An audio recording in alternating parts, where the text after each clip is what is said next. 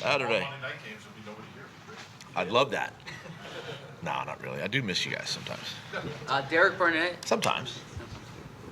Yeah, oh, I'm sorry. Go ahead. Good morning. I'll see you. Good morning. Derek Barnett, Nelson Aguilar, and Camus. Any updates on them? Nelson and Derek, obviously, we're going to see again today, see just exactly where they are. Try to get through the day's practice. Might be more game time with both of those guys.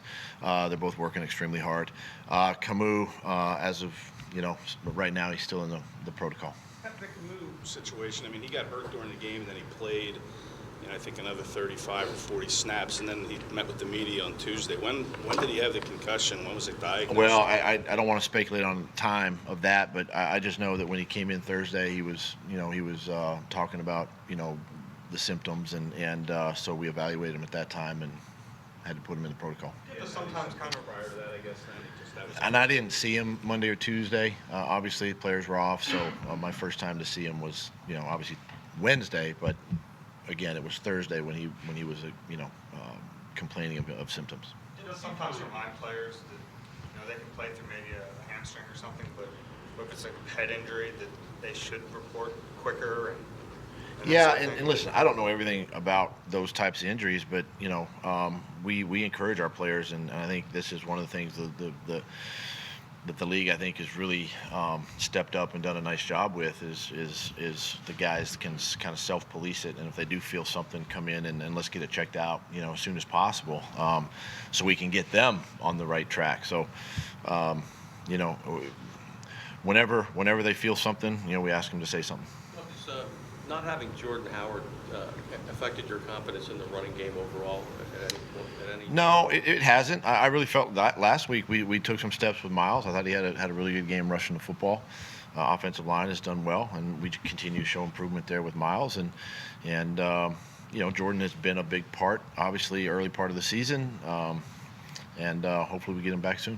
How do you think Miles has grown as a runner over these last 3 games? I think you're seeing the patience in the running game.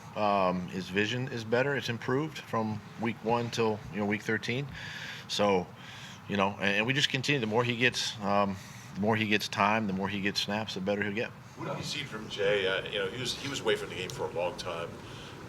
Is this just going to be a process till he's kind of up to speed? Yeah, it's a process with him, but we understand who he is and the injury that he's coming off of, so we're careful with that. But at the same time, he's a bigger, powerful guy that we can use in spots. Doug, you have to practice. A little bit, I guess. So who was that? Boston Scott. Yeah. His role the last 2 weeks has kind of been non-existent, I guess. Is that because of Jay, or Not necessarily. I think it's more because of Miles and Miles' production and giving him more touches and more carries in the game than it was anything else. Doug, you had the padded practice. What was your thinking on doing that? Well, a couple things. I think it was through the Patriots week. That was the last time I went in pads, and that's kind of a league mandated, up through 11 games or 11 weeks, and then I get 3 of the next 6 games that I can, technically use pads. We're coming off, a long break from Sunday to Thursday, and so I just wanted to put the pads back on and just work through some things that day, and got a great response. Was that scheduled all along? Yes. Doug, going back to Jordan and Miles a little bit, Miles has been effective, but you had that compliment. You had Jordan and Miles. Has that kind of affected at least the identity to not have the changeup? I think from the style or the types of schemes that we did with both of those two might affect that a little bit. But other than that, Miles, like I said, Miles has done a great job. I'd love to get Jay a few more touches, get Boston in the mix, so we're not obviously wearing Miles down here this last month of the season. Doug, you've had a couple of games this year already where weather's impacted it, like Miami, obviously the heat, and Buffalo, the wind. There's potential for rain and heavy rain. Are there, how early in the week do you take that into consideration in your play calls and also in your game plan? Yeah, well, play calls, it really determines on when we get to the game and see how much it's raining or the wind, all that. So you really just go in the whole week and prepare as normal. I think for me is, if I'm preparing the team, I do want them to understand that there could be some weather coming in here. So obviously, cleats, the grass, all of that I want them to understand that, we can make those adjustments now and prepare for that now. But as far as the play calls, you really don't know until you see exactly in game how bad it's raining or the wind at that time. How about from a quarterback's perspective? I mean, the things you do with Carson. Like, Yeah, I mean we've done wet balls during the week before.